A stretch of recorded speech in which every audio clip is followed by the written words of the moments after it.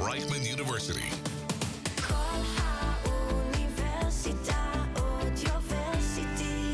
I know that birds are attacking some drones. I saw some. They're attacking. There is a famous. I don't know. I don't think it's Alfred Hitchcock right here. It's the birds.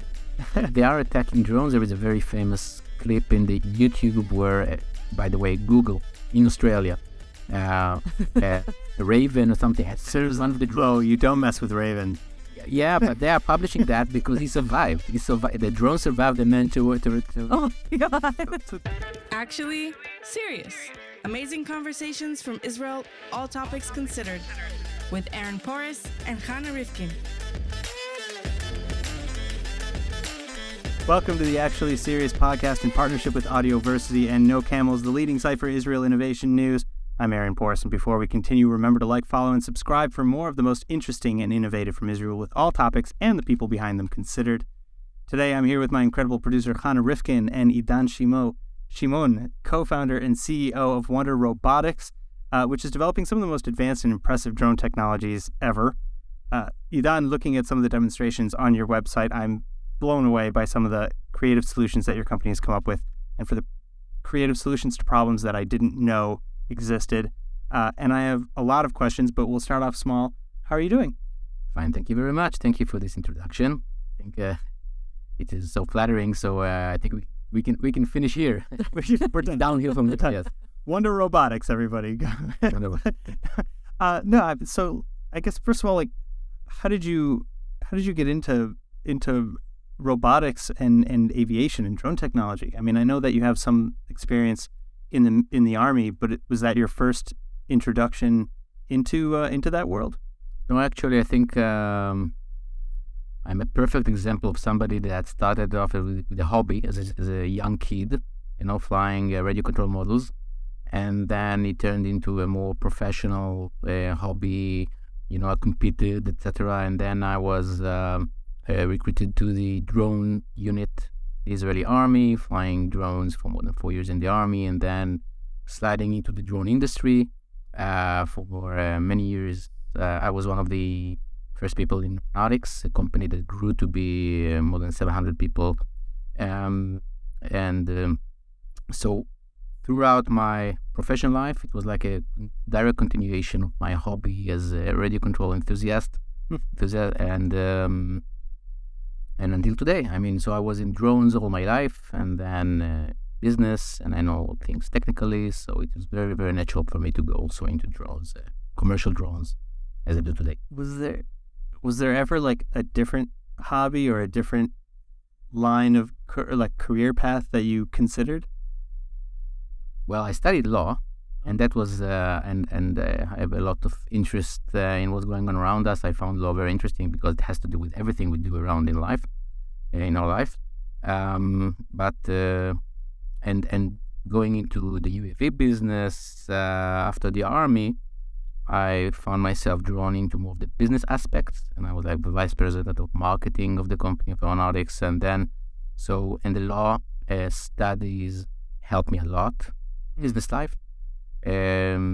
So no, actually I liked UAVs, I like drones, and though I studied law, eventually I never practiced law. I never went to this line of work. So what fascinates you most about this technology? About drones in general? Yeah, and about what you guys are doing. I think, for many years we are hearing about how robots are going to change our lives, and drone is a robot. It's a three-dimensional robot that can, unlike a ground robot, can also fly vertically. That's part of the reason we are also doing vertical awareness system. We'll talk about it. And I think we're on the verge of a revolution there. I think robots are going to revolutionize the workforce the next few years. I know that people have been talking about that for many, many years, and it still did not happen. But with everything going on around the world now, I think it's going to happen soon. I think drones, when you're looking out of the window, you still don't see drones fly and bring you your pizza. And maybe not here. Well, America someplace. There are some pilots, yes, but on a large scale, I think it's closer than people think. I think that's a promise that people have been talking about for many years and didn't happen. But there are some aspects that need to be resolved, regulation issues, cost effectiveness issues, and that's part of what we do. And I think we're on the verge of this revolution, and I think that in just a couple of years it's going to be different. That's my true belief. What are some of the biggest obstacles really to getting these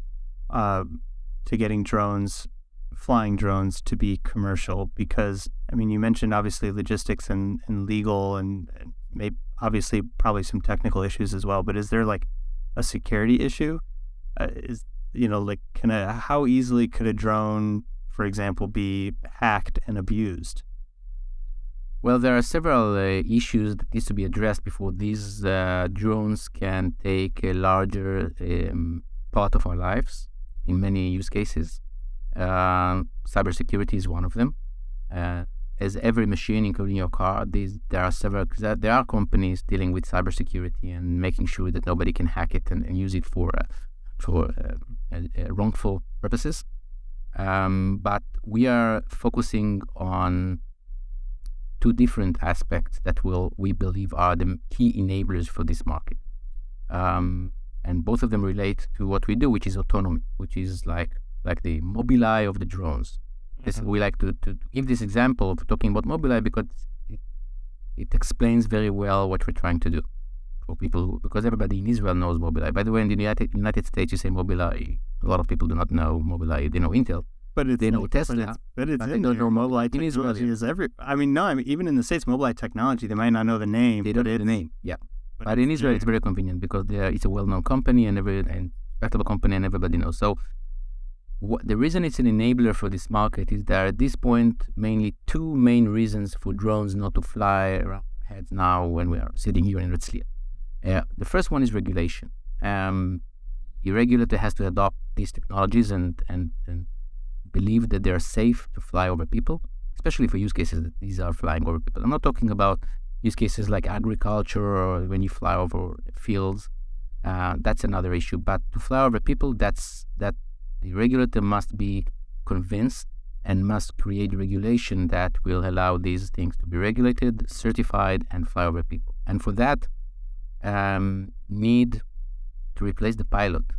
So drones fly, and they fly very well, but they are not aware of their surroundings. If there is an obstacle on the way, when they fly to a destination, when they fly low, when they descend, when they land.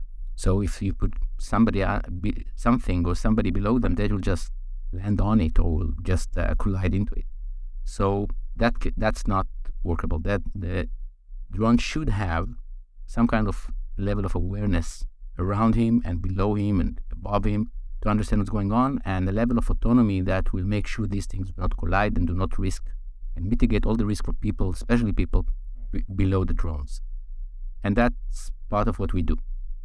And that's when this is going to be resolved and regulation is going to adapt these technologies. I think that will be a key enabler for drones to really be operative here in large scale. The second enabler is cost effectiveness. Until today, you hear a lot about drones. You see sometimes in the television and news. You talked about some pilots in the United States, Australia, Europe.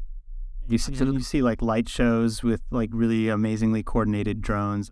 But these are very, very, very small and very lightweight. So the damage they can create to anybody if they collide or land on something they're not carrying like a payload delivery. They can stretch you. Yeah, I'm talking about 25 kilograms.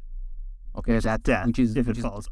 Yeah, and that's, by the way, in how the regulator refers to these drones. They categorizes them according to their weight and speed, and the very, very low speed, low weight drones, the consumer drones are not considered the same as the big ones. And above that, there are 2-ton drones to carry cargo and people. That's another category. And we are looking into these categories, the categories where it's really, really you're looking into unsafe. We're looking into commercial drones. We are not dealing with consumer drones at all. It's not DJI or all this. That's a different category. We are looking for commercial drones, 25 kilograms and up, and even to the cargo and air taxis, because these drones eventually will need to be safe. Okay, they will fly over people, not over fields of corn. And that's where the problem of safety is most evident. So safety, we talk about safety and regulation. Second enabler, they have to be cost effective. A commercial drone today, all these pilots that we're talking about, eventually there is somebody in the loop. There are several people operating, chasing the drone, making sure he's not falling on anybody's head, making sure if there is a winch, lowering a package, somebody's standing by, looking at the drone, saying, okay, you can lower the winch. That's not scalable because the most expensive part of drone operation is people. So if you don't take people out of the equation, it's not cost effective, and eventually you'll have a small scooter bringing the package to your house. So for these things to be cost effective, you need these drones to be completely autonomous, aware of their surroundings, and will not require an operator or an observer to follow them or make sure they're safe. That's the second. That will make things cost effective. How do you account for, you mentioned, for example, that it doesn't collide. I can understand maybe how a drone network might not collide if it is in concert with other drones from the same network. But once we start talking about commercial drones, we have to assume that there will be more than one company of drones, of delivery drones out there, for example. How do you make it so that those that are in total opposite networks that are not connected at all with one another, that drone from company A and drone from company B don't collide? Okay, so it's very much like aviation. There are several aircraft manufacturers, and there are numerous aircraft operators.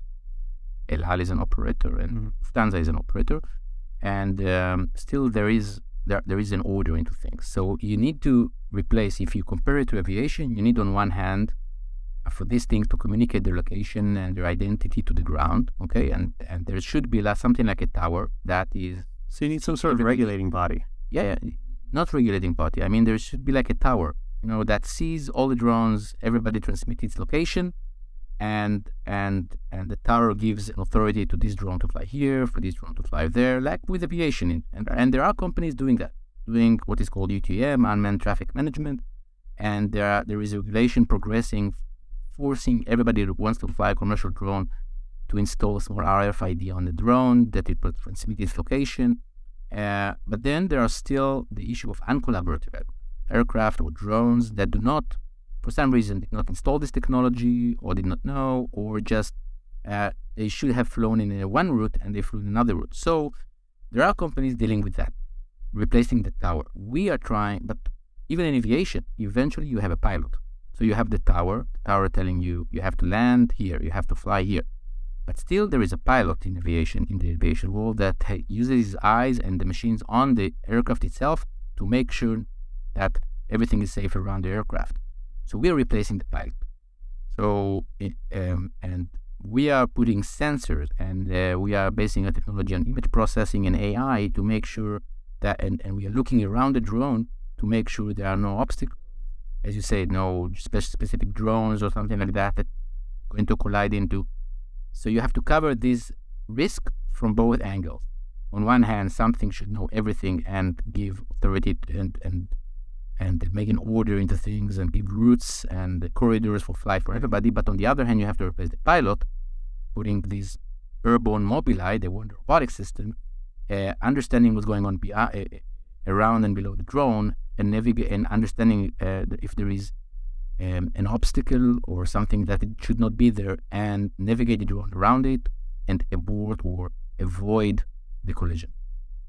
All right, I want to talk about now this your Wonderland system, right? Because that from what I can read on your website, it's like a 2-dimensional site imaging and a 3-dimensional imaging combined in some way. Am I getting that right? Yeah, absolutely.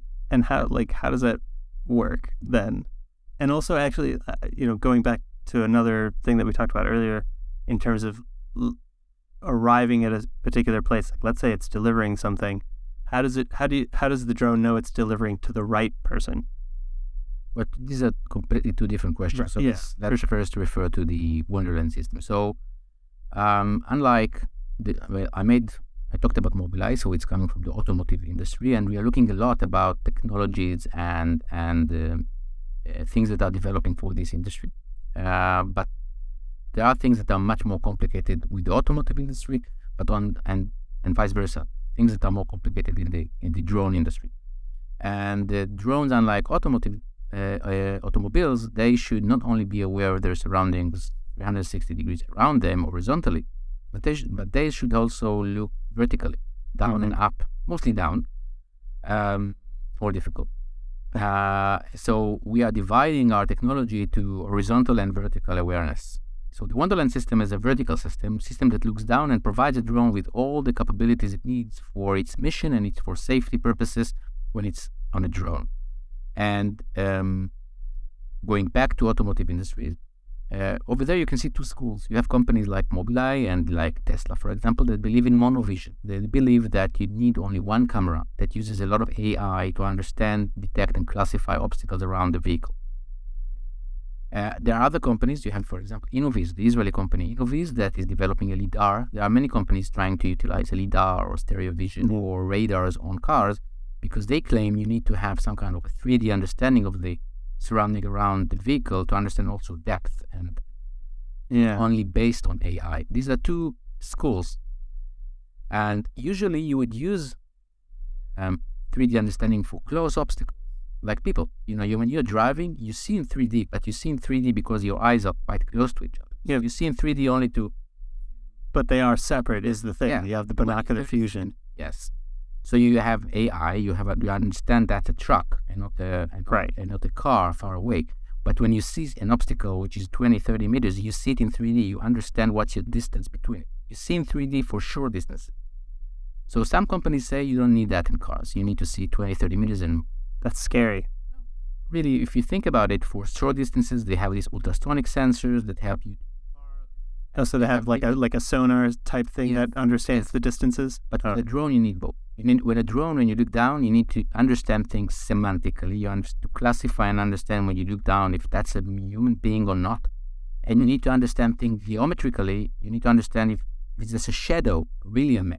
Because you would not stop a landing or stop a delivery because there is a shadow that is going on below the drone. So you need to understand things both in geometry and semantically. So you need both 2D and 3D. That's what you saw maybe in the website. Yeah. And that's part of the differentiator. And when we had to choose the technologies, the challenge is very big. So what? If we put a LiDAR on a radar or radar on a drone, it's very expensive.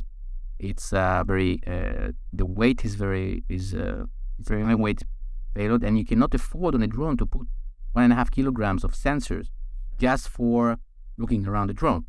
So the way we do that is we use stereo vision, which is one method of doing the 3D or representation of the drone like human being. We take two cameras, we understand the world in 3D, we understand both semantically and geometrically. So we can see things from large distance, and as we land, we can even detect a rock. The user can say in advance, if there is a rock, don't land there, or I can land next to a rock of 5 centimeters, but not 10 centimeters. That's the level of resolution. So you need to start in 100 meters and eventually be able to detect also rocks. So that's a big challenge, and that's why we have our differentiator is the ability to do that. And we are doing that with stereo vision and 2D and 3D analytics. Okay, the second question was? The second question was how do we make sure that it's direct to the right person? Yeah, because if you're let's say there's a crowd of people, right, and you're in an urban environment, and the drone knows an address and an approximate location. How do you? Because I think that was an issue with some of the delivery drones on the ground, is that they were being robbed, basically. Well, so in that respect, I think it's much more difficult to rob a drone. That's safer. On the other hand, you have to realize that this industry is still in its crawling stage. It's not even walking, and for sure not running. So during this crawl phase at this point, drone operators are looking for logistics. You are looking to expand and scale, first of all, in a little bit, not in Manhattan, the most condensed urban areas. These operations are starting in low density urban areas, rural areas. And over there, usually today, most of the deliveries are around two schemes, two ways. Either you use a winch delivery into a backyard. What is a winch? Winch is a mechanism. Even cars have it, a mechanism with a wire that you just lower the package itself. You are hovering around above the area what you want to. And you lower the payload. And you lower the package into the backyard of this person. So in order to do that, you need to have an area, which is, by the way, most of America is like that, where you have backyards. Backyards or front yards. You're not doing that, into a crowd of people. It's more secure. It's fenced in sometimes. Yeah. And our system, by the way, will let you know if somebody comes close. It's risky if somebody now walking over it, and if you're lowering the package on his head, so he tells the operator autonomously, it knows whether there's somebody below the package, and will stop the delivery in case somebody's getting into the area. And we are also helping to lower the package in high precision to exactly where you want to put it. It's not very easy because there is wind, and very difficult for an operator from high altitude to know whether to put it here or there. So our system, looking down, also allows you to pinpoint exactly where you want to deliver. And in doing that, you will stop the delivery if somebody getting close to the delivery area and risking getting hit by the package itself. So there are many use cases for why you need to look down from a drone. Okay. So one method is using a winch, and that would be in a rural area. Usually in more populated areas, the method that is used is imagine like a big mailbox, like a tower that you land on. It can be 3 meters high, and the package is inserted into this package automatically. And then you sit at home, you get an SMS, listen, your package arrived. It's in the neighborhood. You do need to go down apartment, walk, 100 meters, 50 meters to the closest tower and code. Okay. You take your code, you take the package, and you go away. So that's, when you look about methods, that the method now getting traction. So you need like landing tower, PO box to landing piece. Wow, Americans might not like that at all. Why? Because they're so used to getting everything brought to their front door. And even here, it is such a nightmare to get an Amazon package. I have to find which whatchamacallit in my city has it, and it's a whole thing. Yep. Here we're used to it.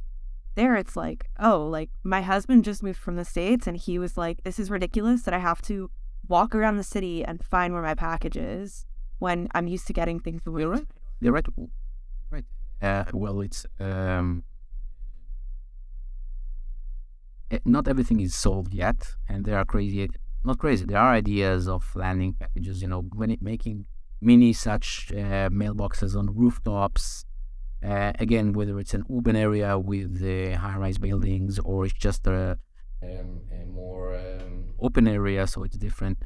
Again, the industry is in first stages, therefore not everything developed. The two main methods currently developed are these mailbox concept, by the way, which you need to land accurately on, safely, and we're talking about a landing area of 1.5 on 1.5 meters, okay, which is not, it's like this table. Yeah, with a very big drone in high winds autonomously. Sometimes when your GPS is interrupted because you're in the middle of an area with no buildings, day and night. So that's part of what we do. Allow for precision landing in all very robust, very safe precision landing on such mailboxes in every environment, every weather, every lighting condition. It's very complex. Keep in mind, this industry is relying on consumer-grade, hobby-grade technology. So the current solutions for doing what I'm just mentioning about landing, about clearing the ground, etc., are very simple, low-cost, low-performance systems. And these are the technologies that are currently used. So a high-end system, which is robust, redundant, that gives you all these level of safety, that's something this industry is going to need for all the purposes of this use case of logistics. This is why we are focusing in this domain. That's so amazing. It's very it's such a cool innovation too. It's just it actually reminds me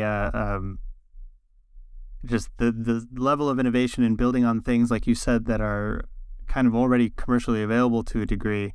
Actually reminds me of the fact that we're in this room, which is apparently called the Marconi room, which I'm going to call the Tesla room. Okay. on principle. On principle, I'm going to call it the Tesla. But yeah, like I just thought I'd throw that in there. That's like, it's just such an interesting kind of way of approaching the issue, is not necessarily even developing brand new technologies that are really expensive to develop, but building on things that exist. And you mentioned that you are doing this with consumer grade things, but No, I mentioned that the industry is using the consumer grade. That's not good enough. I mean, you cannot rely when you want to deliver autonomously and land precisely on such a landing tower that sits in the middle of an urban area. Well, you can imagine how risky it is. Right. And doing that 100 times out of 100 times precisely with no one involved, that requires, you cannot use a consumer grade system. That, well, sometimes works, sometimes not. A little bit wind, somebody threw something or dirt or a bird just landed on that, and then the drone cannot see where it needs to land. So what? So everything is, you don't deliver the package, or more problematic, you just land somewhere else, or you fall out of the tower. That's very, very dangerous. So you cannot rely on these low-level consumer grade technologies. Speaking of like birds and things, did you, like, what's the environmental impact study that's done on throwing drones up into the sky? Like, first of all, is that dangerous to wildlife? Is that something that's really been looked at? And second, I don't know, like, I thought that. Yeah, one of the biggest problems of drones, it has nothing to do with what the robotics is doing, but one of the biggest issues is the noise issue. Right. They are quite loud, and not only they are loud, the frequency of the noise is usually very high and very annoying. That's, I think, one of the key problems of people today, where there are pilots. For example, in Australia, Google, they have a company called Wing. They're doing a very large drone delivery operation in Australia. And I think, from what I read, most of the concerns and most of the complaints are about the noise. And imagine. And that's crazy, because people today flying with drones, or with everything, with all everything that is flying today, are still using technology of propellers, which is, I think, pretty much the same like the Wright brothers. Propellers in technology, for example, did not advance almost completely in the last 100 years.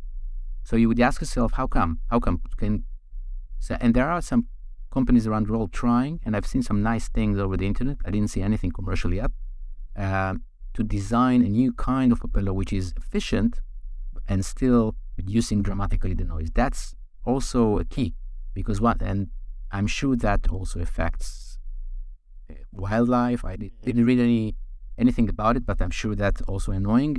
I know that birds are attacking some drones. I saw some. They're attacking. There is a famous. I don't think it's Alfred Hitchcock right here. It's the birds. They are attacking drones. There is a very famous clip in the YouTube where, by the way, Google in Australia, a raven or something has one of the drones. Oh, you don't mess with ravens. Yeah, but they are publishing that because he survived. The drone survived. They managed to. Oh my god! So they're proud of this. Then they're proud of this interaction. Wow. But it does not happen a lot, and how much it is disturbing them, I don't know. I'm sure there are some studies about it, but I didn't read any. But I know that the noise is annoying people. Do we want to switch gears to talk about more like political stuff, or? Yeah, I mean, I still want to stick. Okay. I think a little bit on this idea of the new tech. So, like, okay, is Wonderland, like, is that the major patent pending technology? Is the Wonderland vision software? Or? We have 3 patents that are now pending, and the first one is around technology that is integrated into the Wonderland, part of what we talked about. And we are now looking to expand, and we are starting also to look. We have also a project looking horizontally, looking at obstacles also that, like cable, for example. Yeah, some loose hanging wire, your screws, poles. These are especially the low profile obstacles. These are very dangerous. Think about, the future is there are companies even in Israel that has the ambition to replace your next Tesla with a small VTOL aircraft that will sit in your garage, and you'll just be able to hop to the next city, land next to the supermarket, buy a few things. I know it sounds Now I'm seeing these like quad cycles that people like mount like a motorcycle and fly around at like 15 meters. Absolutely, and It's like, yeah, really crazy tech. And though in Israel, maybe it's a small country, very condensed, but think about the United States, where most of the country is rural, and sometimes you need to if you want to go to the next store, it's quite far away. So I think if it costs $150,000 or less, there are a lot of people in the United States who will choose to do that, and will buy that. And then they are not very, very trained, and they are taking off and landing in their backyard and next to other places, and then Their teenagers are taking them out for So a they're smart probably ride. going to need new licenses. then Probably. they Yeah. need, when you hover just next to your house and you forget the house, a small tree just behind you, and you back off, you need. Yeah. It's like death. car. It's death. It's death. It's death. For Exactly. sure, more. If it hits your propellers, you're dead. You're dead. So And so is anyone else around you. yeah. So we're doing that as well, and we are developing the technology needed to provide this protection for these vehicles, not to collide when they hover, also horizontally. I think including very, very thin wires, etc., that are lethal to these birds. Anyway, Yeah. that note. On that note, Idan Shimon, thank you again for Wonder Robotics. Thank you so much for joining. Yes. Iran.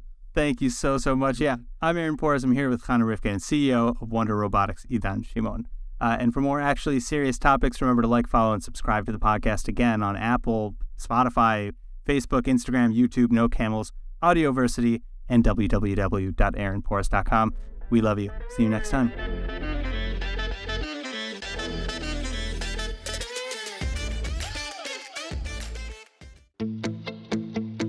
All our shows and podcasts available online on our website and on all podcast platforms. Search Audioversity.